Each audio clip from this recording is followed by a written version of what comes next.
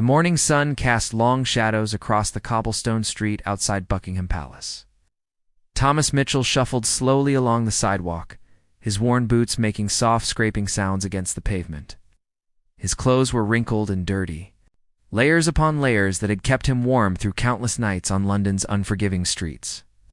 A tattered military jacket, faded and torn, hung loosely over his thin frame. Thomas had been living rough for nearly 3 years now. Life had dealt him blow after blow until he found himself with nowhere to go and no one to turn to. His small pension wasn't enough to cover rent in the city, and pride had prevented him from asking his distant relatives for help. The streets had become his home, park benches his bed, and charity his lifeline. But Thomas carried himself with a dignity that the harsh streets couldn't take away. Deep in his eyes, there was still a spark of the man he used to be.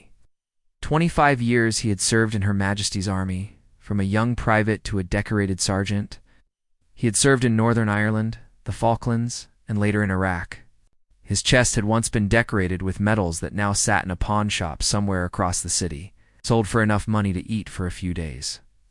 Every morning, Thomas would walk this same route past the palace. It wasn't just because it was on. His way to the soup kitchen, 3 blocks away. Something about seeing the guards in their pristine uniforms, standing at attention with such pride and discipline, reminded him of better days. It reminded him of who he used to be, of the respect he once commanded, of the brothers in arms who had stood beside him in far more dangerous places than this peaceful London street. The tourists were already gathering, cameras ready to capture the famous red-coated guards. Children pointed excitedly at the tall black hats while their parents snapped photos. Thomas watched from a distance, remembering when he, too, had stood at attention. When his uniform was pressed and perfect, when people looked at him with respect. Rather than turning away in discomfort, Guard James Wellington had been stationed at his post for 2 hours already. At 24, he was proud to serve as one of the Queen's Guard, following in his grandfather's footsteps. The job required absolute stillness, unwavering attention, and the ability to ignore distractions. Tourists would try to make him laugh, take selfies next to him, and sometimes even touch his uniform. Through it all, he remained motionless, eyes forward, rifle at his side. But this morning, something caught his attention from the corner of his eye. An older man in ragged clothes stood at the edge of the crowd, not pushing forward like the tourists, not trying to get a photo. The man just stood there, watching with an expression James couldn't quite identify. There was something in his posture, something familiar about the way he held himself despite his obvious circumstances. Thomas watched the young guard with growing admiration. The discipline, the bearing, the absolute commitment to duty. It was exactly what he remembered from his own service days. This young man represented everything Thomas had once been proud to be part of. The uniform might be different, the location certainly more comfortable than some of the places Thomas had served, but the spirit was the same. Without thinking, without tointing, without planning, something stirred deep inside Thomas. His back straightened slightly, his shoulders squared. His right hand moved slowly toward his temple.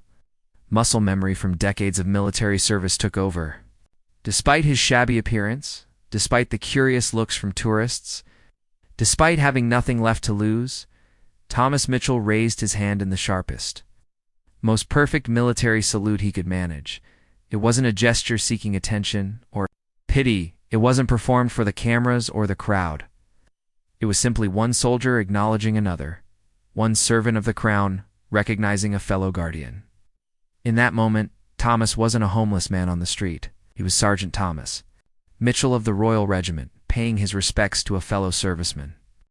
James Wellington felt something shift in the air around him. Despite his training to remain focused straight ahead, his peripheral vision caught the movement. An older man in torn clothing had straightened his posture and was holding a perfect military salute. Not the casual wave that tourists sometimes gave, but a proper, regulation salute that could only come from someone who had done it thousands of times before. The guard's heart began to beat faster. This wasn't supposed to happen. He was trained to ignore distractions, to maintain his post no matter what occurred around him. But something about this moment felt different. The salute wasn't mocking or playful like so many interactions he experienced daily. It was genuine, respectful, achingly familiar. James had grown up hearing stories from his grandfather about military brotherhood, about the bonds that connected all who served, regardless of rank or circumstance. His grandfather had told him that a true soldier could recognize another, even across a crowded room, even after decades apart. It's in the way they stand, the way they carry themselves, the way they understand duty, his grandfather had said. Looking at this homeless man holding his salute with such dignity and precision, James understood exactly what his grandfather had meant. This wasn't just any person on the street. This was a fellow serviceman, someone who had worn the uniform, someone who had taken the same oath, someone who understood the weight of duty and honor. The crowd of tourists continued their chatter, completely unaware of the silent drama unfolding. Before them, they saw only what appeared on the surface: a guard at his post and a homeless man among many others. But James saw deeper. He saw the way the man's eyes held intelligence and pain, the way his worn military jacket, despite its condition, was still arranged with care, the way his salute was held with unwavering steadiness. Thomas continued to hold his salute, his arm beginning to ache, but his resolve unwavering. He wasn't asking for anything. He wasn't expecting recognition or response. This was simply his way of saying what words could never express: that he understood, that he remembered, that despite everything that had happened to him, he still honored the service and sacrifice of those who stood watch. Seconds stretched into what felt like minutes. The morning crowd continued to grow, but for both men, the world had narrowed to just this moment, this connection across the divide of circumstance and fortune. James felt his training warring with his instincts, his duty as a guardsman conflicting with his recognition of a brother in arms. Other tourists began to notice the homeless man standing so still, holding his salute with such formal precision. Some pointed, others whispered, a few even started to take pictures, but Thomas didn't waver. His focus remained entirely on the young guard, one soldier honoring another with a dignity and respect that transcended their current positions. James made a decision that would change both their lives forever. Despite every regulation, despite his training, despite the potential consequences, he could not let this moment pass without acknowledgement. His grandfather's voice echoed in his mind. A soldier never leaves another soldier unrecognized. Very slowly, almost imperceptibly, James began to turn his head. It was a violation of protocol, something that could result in disciplinary action. But he didn't care. Some things were more important than regulations. Some moments demanded a response that went beyond duty to the deeper meaning of service itself. When James's eyes met Thomas's, both men saw the same recognition reflected back. Here were two souls who had chosen to serve something greater than themselves, who understood sacrifice and duty, who had stood ready to give everything for their country. In that instant, rank, circumstances, and the years between them dissolved completely. The moment their eyes met, James knew he couldn't simply look away and pretend nothing had happened. This wasn't about protocol anymore. This was about honor, respect, and the unbreakable bond between those who had served. Contact. James, slowly, deliberately, brought his own hand up to return the salute. The crowd around them seemed to hold its collective breath. Even the tourists who had been chattering and taking photos fell silent as they witnessed something they didn't fully understand but somehow recognized as significant. Here was a Queen's Guard, trained to remain motionless and silent, acknowledging a homeless man with the same respect he would show to a commanding officer. Thomas felt tears prick his eyes as the young guard's hand moved to his temple. In that simple gesture, he saw recognition, respect, and something he hadn't felt in years: dignity. The guard wasn't seeing a homeless man, a failure, or someone to be pitied. He was seeing a fellow soldier, someone who had served, someone who deserved honor regardless of his current circumstances. For nearly a full minute, the two men held their mutual salute. It was a conversation without words, a recognition that transcended rank, age, and social status. They were connected by something deeper than the uniforms they wore or didn't wear. They were connected by service, sacrifice, and an understanding of duty that civilians could never fully comprehend. Captain Harrison, The officer in charge of the guard detail had been making his routine rounds when he noticed the unusual scene. His first instinct was to intervene, to remind Guard Wellington of his duties and the importance of maintaining proper protocol. But as he approached and saw the homeless man's perfect military bearing, his crisp salute, and the obvious emotion in both men's faces, he stopped in his tracks. Captain Harrison was a career military man with over 15 years of service.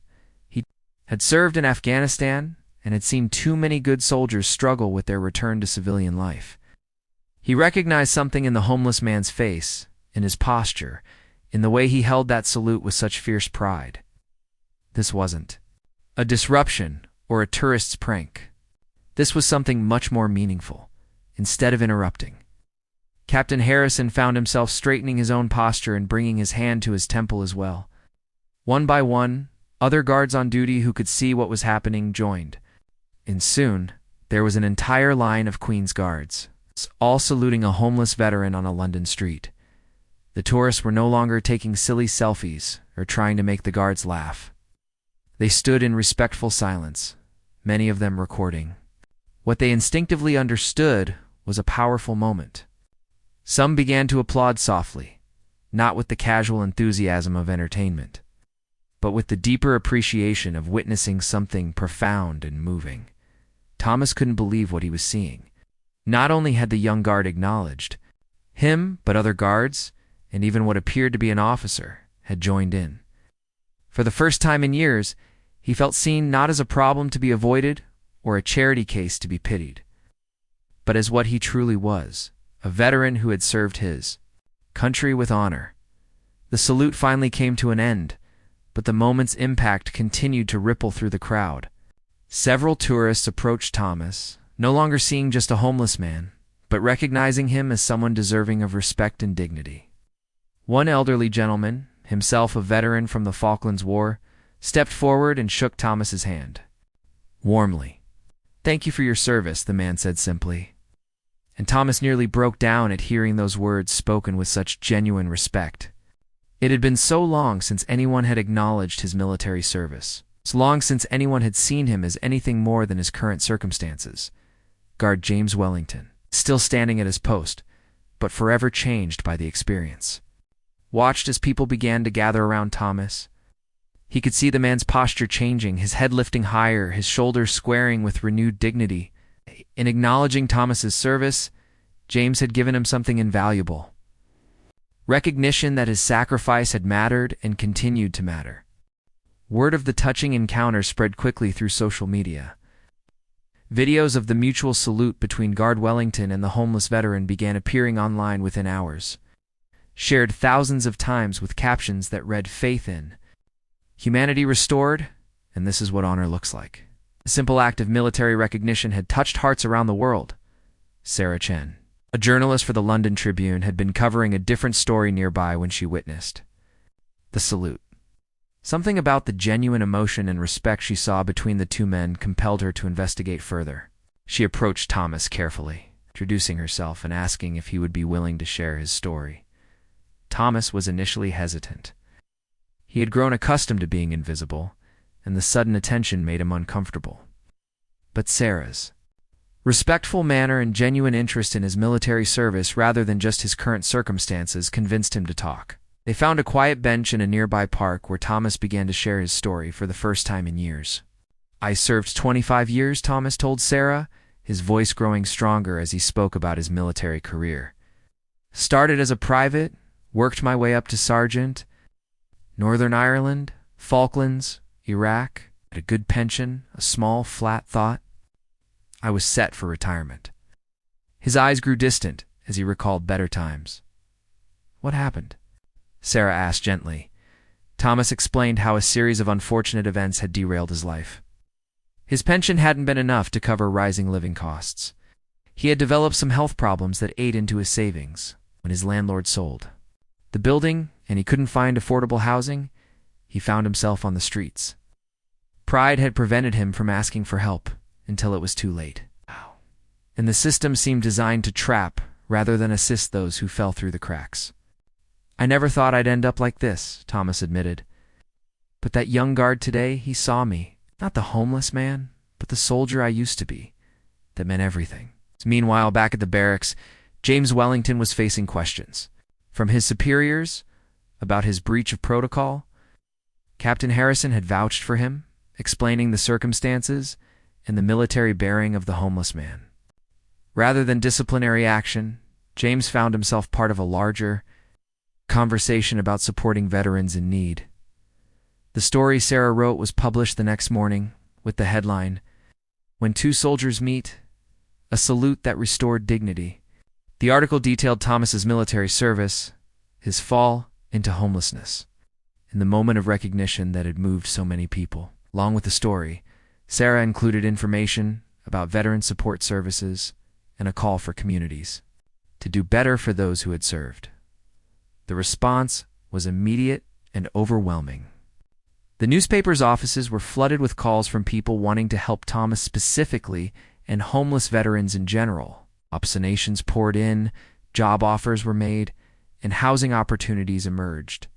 But more importantly, people began to see homeless individuals differently, recognizing that behind each person's current circumstances was a full human story worthy of dignity and respect. Thomas found himself invited to stay at a veterans support facility while longer-term housing could be arranged.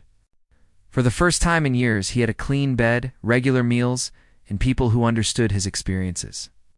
The facility's counselors helped him navigate the benefits system and access services he hadn't known were available.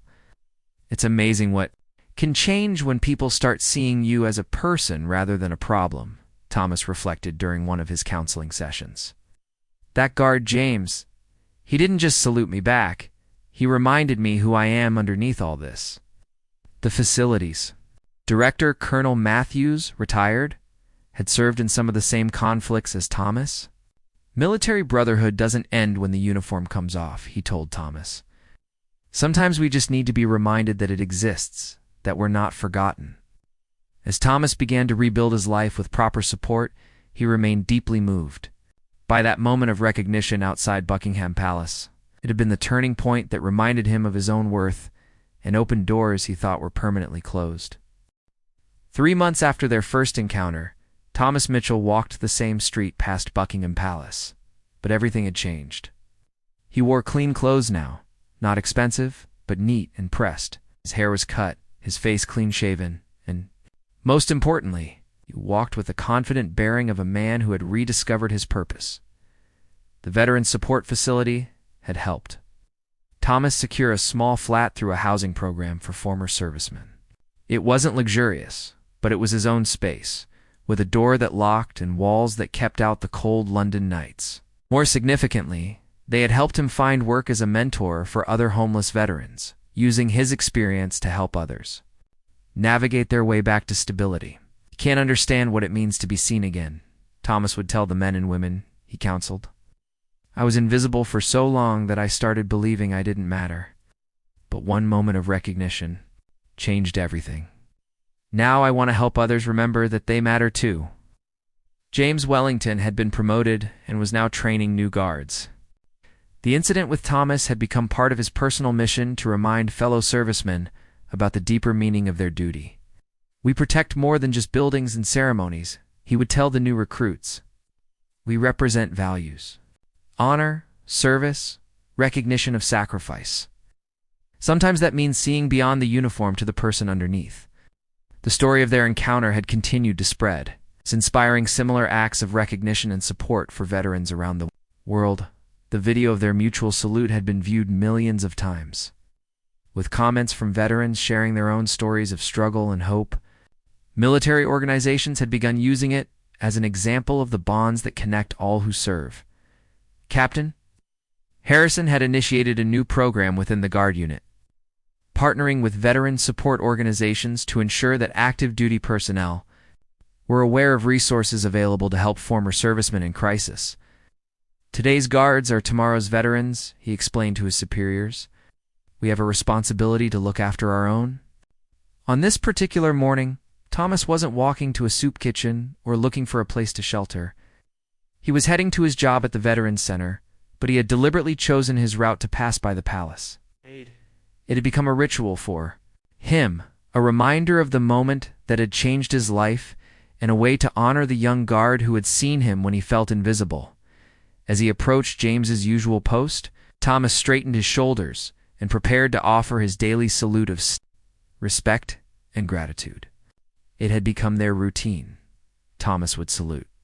James would acknowledge with a subtle nod, carefully maintaining his official duties. Both men would carry the reminder of their connection throughout their day.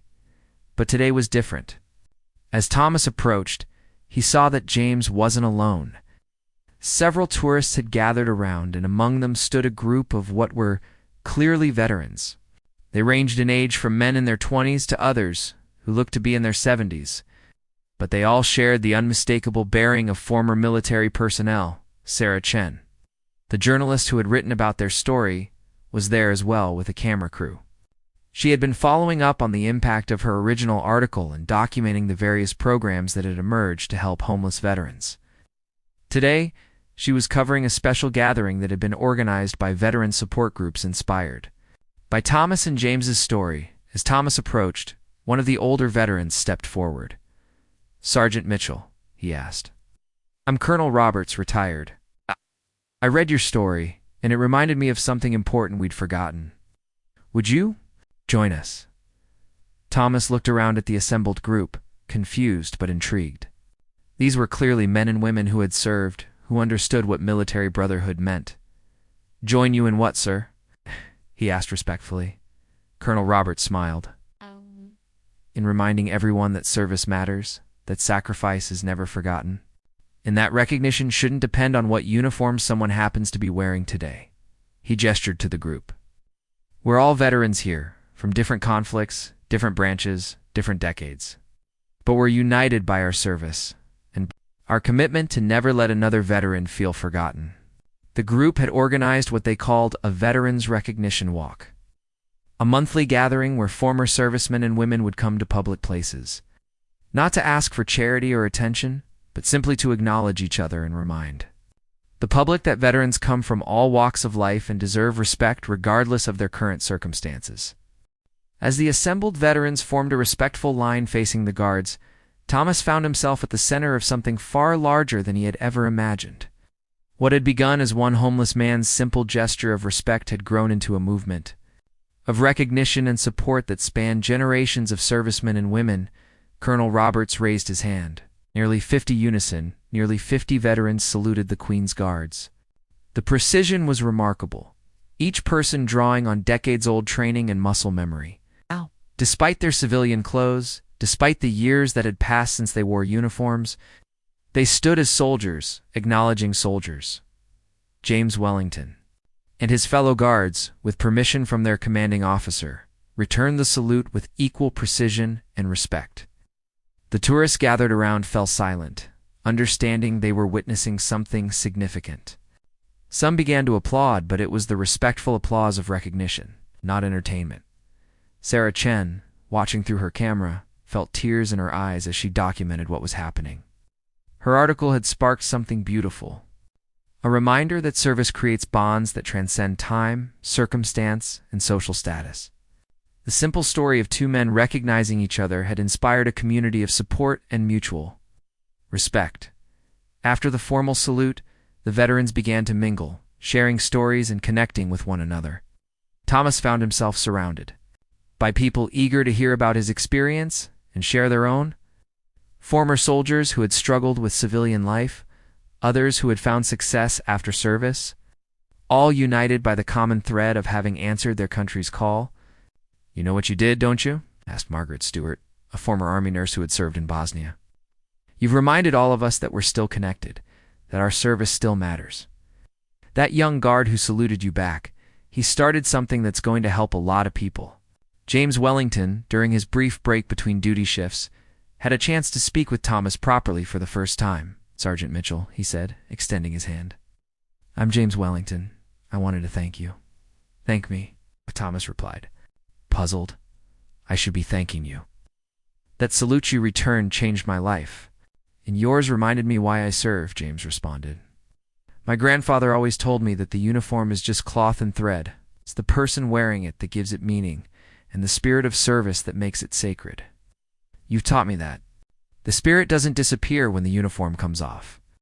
The two men talked for several minutes about their respective services, finding common ground despite the decades between their experiences. James learned about Thomas's deployments and commendations, while Thomas heard about the pride and dedication. That motivated the younger generation of soldiers.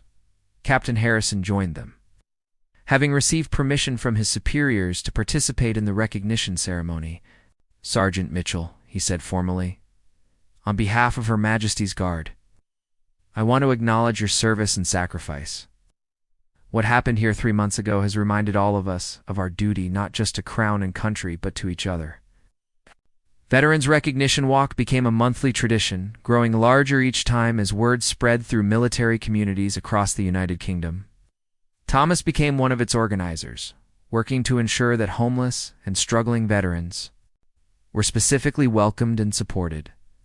The gatherings became a bridge between military and civilian communities, helping people understand that veterans were not a separate class of people to be pitied or forgotten, but neighbors, friends, and fellow citizens worthy of respect and support. The ripple effects continued to spread internationally. Similar recognition walks began appearing in other countries, inspired by the London example. Military support organizations reported increased awareness and donations. Most importantly, homeless veterans reported feeling less isolated and more hopeful about their futures. 6 months after that first salute, Thomas Mitchell stood before a parliamentary committee reviewing veteran support services. He had been invited to testify about his experiences and the gaps in the system that had led to his homelessness. As he prepared to speak, he straightened his shoulders and remembered the moment when a young guard had seen him not as a problem, but as a person deserving of respect. "Honorable members," Thomas began, his voice clear and confident, "I come before you not as a charity case or a failure, but as Sergeant Thomas Mitchell, 25 years of service to the Crown. I want to tell you about the day I was reminded that service never truly ends, and how one moment of recognition can change not just one life, but an entire community." The simple salute between two soldiers had become a symbol of hope, dignity, and the unbreakable bonds forged by service. It reminded everyone who heard the story that every person has value, that recognition and respect cost nothing to give but can transform lives, and that sometimes the smallest gestures can create the most profound changes. In the end, it wasn't about homelessness or military protocol or even the specific circumstances that brought two men together on a London street. It was about the fundamental human need to be seen, valued, remembered for the best of who we are and what we've contributed to the world around us.